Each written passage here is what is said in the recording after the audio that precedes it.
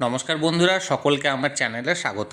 অবশেষে রাজ্যের সমস্ত ধরনের সরকারি কর্মচারী এবং পেনশনারদের জন্য একটি বড় খুশির খবর। বহু অপেক্ষা, বহু প্রতীক্ষার পর অবশেষে আজকে বাজেট পেশ করার সময় মাননীয় মুখ্যমন্ত্রীর হাত ধরে রাজ্যের সমস্ত ধরনের সরকারি কর্মচারী এবং পেনশনারদের জন্য ডিএ অর্থাৎ ডিয়ারনেস অ্যালাউন্সের এক কিস্তি ঘোষণা করা হলো। কত শতাংশ ডিয়ারনেস অ্যালাউন্স আজকের এই বাজেটে ঘোষণা করা হয়েছে এবং এটি কবে থেকে কার্যকর হবে অর্থাৎ কবে থেকে হাতে পাবেন সরকারি কর্মচারী এবং পেনশনাররা, এবং এই ডিএ ঘোষণার ফলে কতটুকু তাদের স্যালারি বা পেনশন বাড়বে, সকল কিছু নিয়ে আজকের ভিডিওতে বিস্তারিতভাবে আলোচনা করব।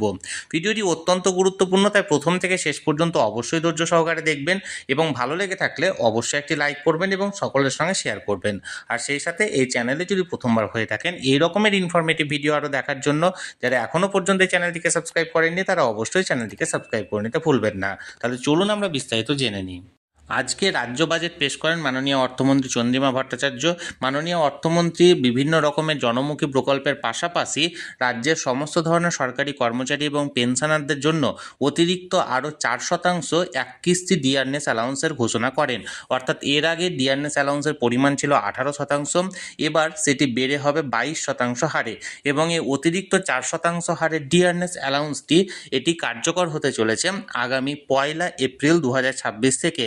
অর্থাৎ এপ্রিল মাসের 1 তারিখ থেকে শুরু হবে এবং মে মাসের 1 তারিখ বা 2 তারিখ যে স্যালারি বা পেনশনটি সরকারি কর্মচারী বা পেনশনাররা পেতে চলেছেন সেখানে তারা হাতে পাবেন।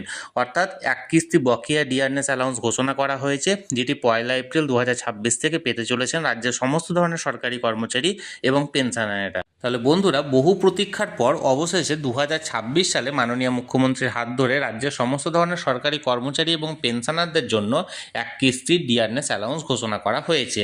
এই নিয়ে যে খবরটি এসেছিল সেটি আমি সরাসরি আপনাদের সঙ্গে শেয়ার করলাম।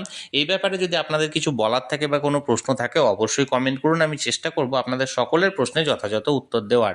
আর এই ভিডিওটি ভালো লেগে থাকলে অবশ্যই একটি লাইক করুন এবং সকলের সঙ্গে শেয়ার করুন। আর সেই সাথে এই চ্যানেলে যদি প্রথমবার হয়ে থাকেন এই রকমের ইনফরমেটিভ ভিডিও আরও দেখার জন্য যারা এখনও পর্যন্ত এই চ্যানেলটিকে সাবস্ক্রাইব করেননি তারা অবশ্যই চ্যানেলটিকে সাবস্ক্রাইব করে রাখুন। ধন্যবাদ, দেখা হচ্ছে পরের ভিডিওতে।